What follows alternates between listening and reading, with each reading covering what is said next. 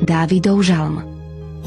Povedal som, dám pozor na svoje správanie, aby som nezhrešil jazykom. Budem držať ústa na úzde, kým je bezbožník pri mne. Odmlčal som sa. Bol som celkom ticho, no moja bolesť sa rozjatrila. Srdce sa mi rozpálilo v hrudi.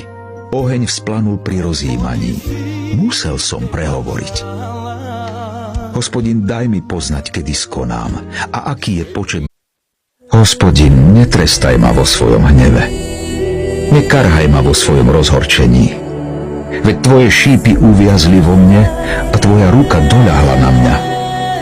Pre tvoj hrozný hnev niet zdravého miesta na mojom tele. Ani moje kosti nie sú v poriadku pre môj hriech. Veď previnenia mi prerástli cez hlavu. Je to ťažké bremeno, ťažšie než unesiem. Pách. 5 proroctiev, ktoré sa majú ešte len splniť. Číslo 1. Vytrhnutie.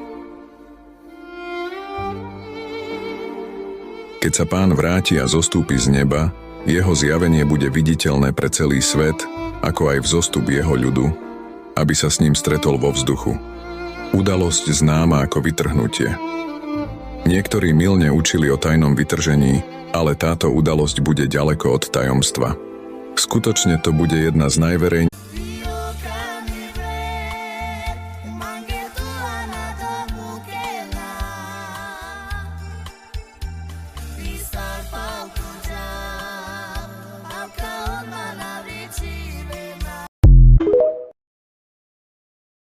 Ve jménu Ježíše, nepřeskakujte toto video.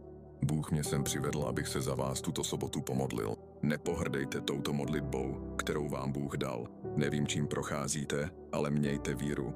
Bůh může nemožné učinit možným ve vašem životě. Zavřete oči a položte si ruku na srdce.